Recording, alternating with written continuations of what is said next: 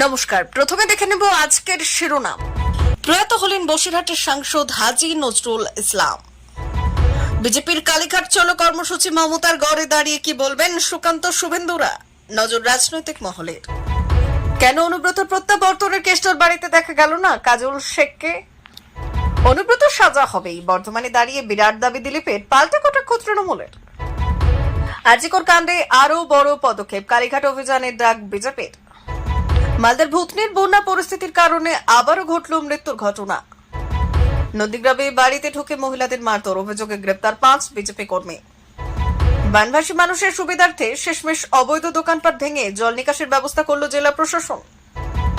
মেদিনীপুরে কর্মসংস্থানের আশা, নয়া সিদ্ধান্ত মমতার সরকারের। নিরাপত্তা বলে ভেঙে মুখ্যমন্ত্রীর কাছে আটক তৃণমূলেরই কাউন্সিলর।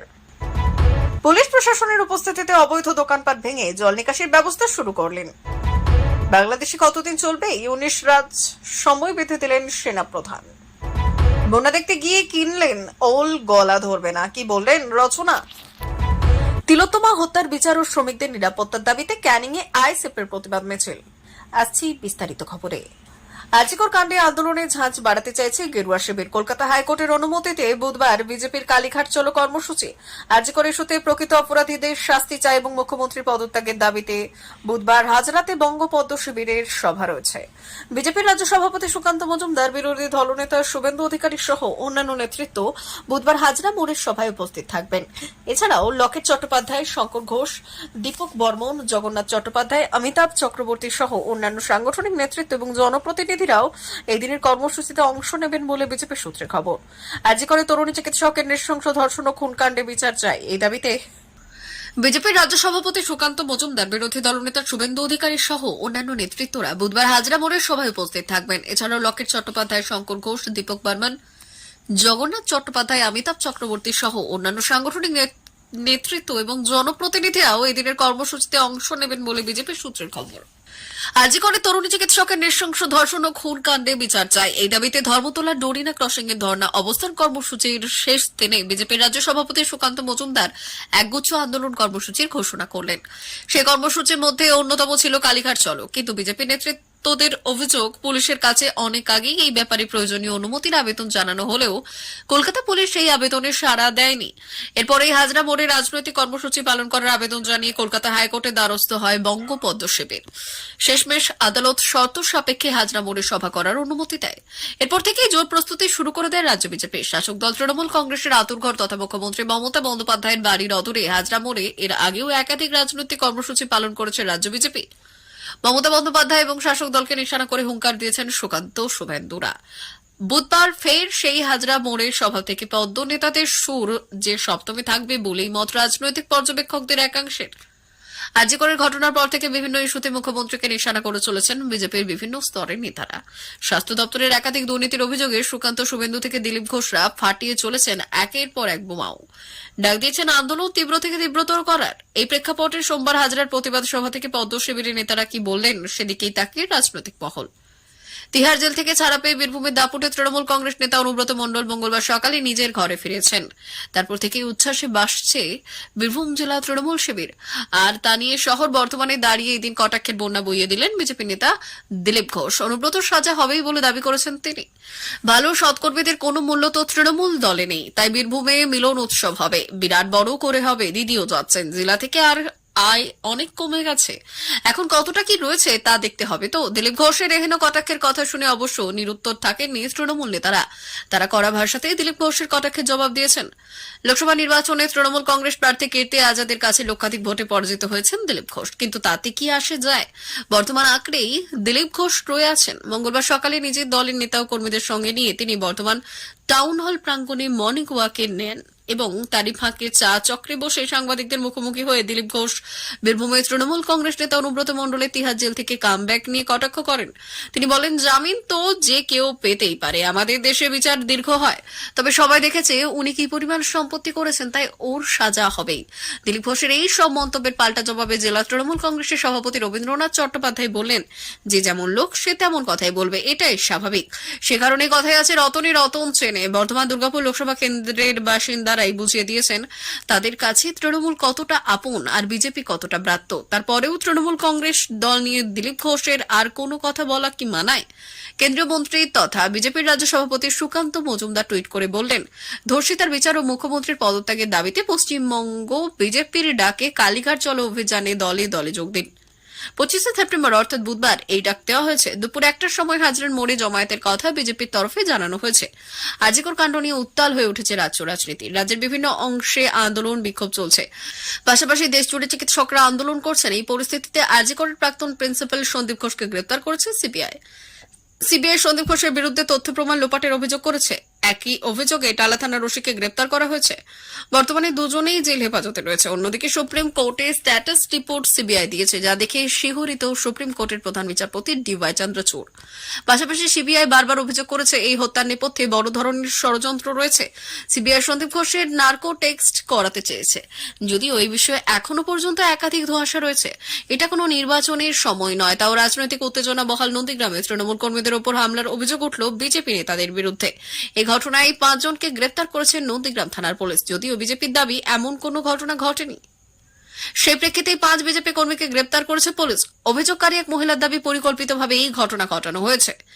একজন সন্তান সম্ভবা জেনেও রেয়াত করা হয়নি, তাকে মারধর করা হয়েছে। পুলিশ জেনেছে যার বাড়িতে ঢুকে হামলা হয়েছে তিনি নিজে তৃণমূল কর্মী। সেই কর্মীও দাবি করেছেন তাদের বারবার বিজেপি নেতা কর্মীরা হুমকি দিত, এমনকি 60 থেকে 70,000 টাকা চাওয়া হয়েছিল তাদের থেকে।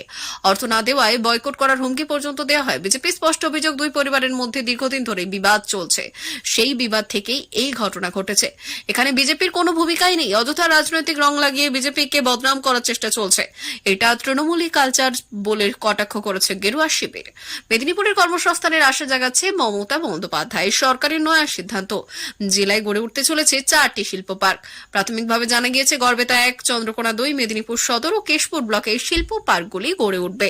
রাজ্যকে শিল্পবান্ধব হিসেবে উপস্থাপিত করতে ও কর্মসংস্থানকে গুরুত্ব দিতে গোটা রাজ্যে মোট 100টি শিল্প পার্ক গড়ে তোলার সিদ্ধান্ত নিয়েছে রাজ্য সরকার। সেই সিদ্ধান্তের অংশ হিসেবেই পশ্চিম মেদিনীপুর জেলায় 4টি শিল্প পার্ক গড়ে তোলার উদ্যোগ নিয়েছে এবং জানা গিয়েছে গড়বেতা 1 নম্বর ব্লকের শিল্প পার্কটি গনগনি এলাকায় গড়ে উঠবে।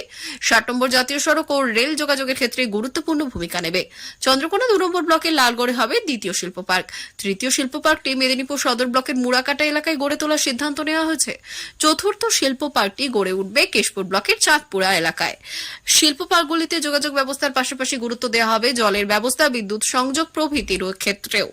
শিল্পপতিদের কারখানা গড়ে তোলার আহ্বান জানানো হবে। সেই সঙ্গে শিল্প পার্কগুলিতে বিভিন্ন লজিস্টিক, ওয়ারহাউস, কোল্ড স্টোরেজ, মৎস্য উৎপাদন এবং প্রক্রিয়াকরণ ক্ষেত্র প্রভৃতি গড়ে উঠবে বলে আশা করা হচ্ছে।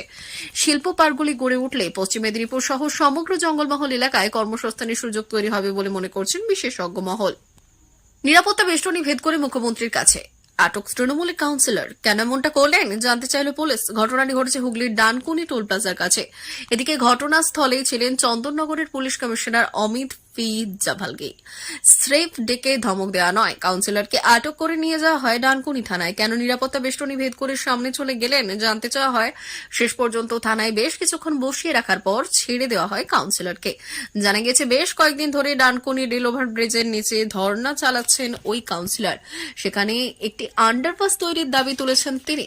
কাউন্সিলরের অবশ্য দাবি তেমন কিছুই ঘটেনি। মুখ্যমন্ত্রীর কনভয়ের পাশে তিনি দাঁড়িয়েছিলেন, এমনকি মুখ্যমন্ত্রীর দিকে খাম এগিয়ে দেওয়ার বিষয়টি অস্বীকার করেছেন। দৃঢ়ভাবে বাংলাদেশের অন্তর্বর্তীকালীন সরকারের পাশে দাঁড়ালেন। একই সঙ্গে সেই সরকারের মেয়াদও বেঁধে দিলেন বাংলাদেশের সেনাপ্রধান জেনারেল ওয়াকার উজ্জামান। গত আগস্ট মাসের শুরুতে শেখ হাসিনার বিরুদ্ধে ছাত্র জনতার বিক্ষোভের সময় আন্দোলনকারীদের পাশে দাঁড়িয়েছিলেন জেনারেল জামান এবং সেনা। তাদের চাপে 15 বছর ক্ষমতায় থাকার পর ইস্তফা দিয়ে দেশ ছেড়ে ভারতে চলে আসতে বাধ্য হয়েছিলেন হাসিনা। তারপর মোহাম্মদ ইউনূসের নেতৃত্বে তৈরি হয়েছে বাংলাদেশের অন্তর্বর্তীকালীন সরকার। সংবাদ সংস্থা রয়টার্সকে দেওয়া এক সাক্ষাৎকারে জেনারেল জামান জানিয়েছেন, ইউনূসের নেতৃত্বাধীন অন্তর্বর্তীকালীন সরকারকে সেনা পূর্ণ সমর্থন করছে। তবে বাংলাদেশে ভোট করতে হবে 18 মাসের মধ্যে সময় বেঁধে দিয়েছেন জেনারেল জামান। রয়টার্সকে তিনি বলেছেন, যাই হোক না কেন আমি এই সরকারের পাশে থাকবো যাতে তারা তাদের লক্ষ্য পূরণ করতে পারে। কি লক্ষ্য? জামান জানিয়েছেন, বাংলাদেশে অবাধ ও সুষ্ঠু নির্বাচনের পথ প্রশস্ত করে বিচার বিভাগ, পুলিশ এবং আর্থিক প্রতিষ্ঠানে প্রয়োজনের সংস্কারের প্রতিশ্রুতি দিয়েছেন ইউনূস। সে সঙ্গে সেনাবাহিনীকে রাজনৈতিক প্রভাব থেকে মুক্ত করার একটি রূপরেখা দিয়েছে ইউনূস সরকার। বাংলাদেশের সেনা সেনাবাহিনী এতদিন পর্যন্ত ছিল প্রতিরক্ষা মন্ত্রকের আওতাধীন, অর্থাৎ সরাসরি নিয়ন্ত্রণ ছিল প্রধানমন্ত্রীর হাতে। কাজেই প্রধানমন্ত্রীর পক্ষে রাজনৈতিক প্রয়োজনে সেনাকে ব্যবহারের সুযোগ ছিল।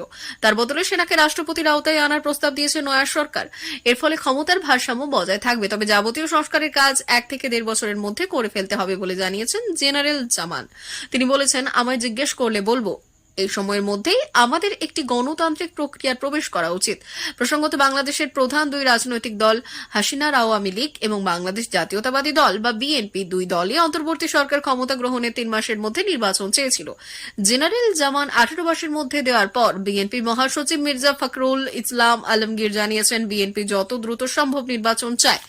আওয়ামী লীগ দলের পক্ষ থেকে এ বিষয়ে কোনো মন্তব্য করা হয়নি। বাংলায় ভয়াবহ বন্যা পরিস্থিতি, চারিদিকে শুধু জল আর জল। বন্যায় খুব খারাপ অবস্থা হুগলি শ্রীপুর বলাগড় গ্রাম পঞ্চায়েতের চাঁদরা কলোনি মিলননগর গ্রাম। পুরো এলাকা পরিদর্শনে গিয়েছিলেন হুগলির সাংসদ তথা অভিনেত্রী রচনা বন্দ্যোপাধ্যায়। মাটির বস্তা দিয়ে ভাঙন ঠেকানোর চেষ্টা করলেও কোনো লাভ হয়নি।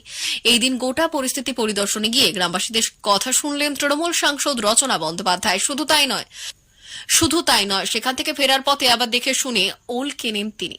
এদিন সাংসদকে সামনে পেয়ে ক্ষোভ উগরে দিয়েছেন গ্রামবাসীরা। ভয়ঙ্কর পরিস্থিতি দেখে সাংসদ বললেন, 3 মাস আগে যেখানে দাঁড়িয়ে প্রচার করে গেছি সেই জায়গা তলিয়ে গেছে, কয়েকটি বাড়ি রাস্তা গঙ্গায় মিশে গেছে, খুবই খারাপ অবস্থা।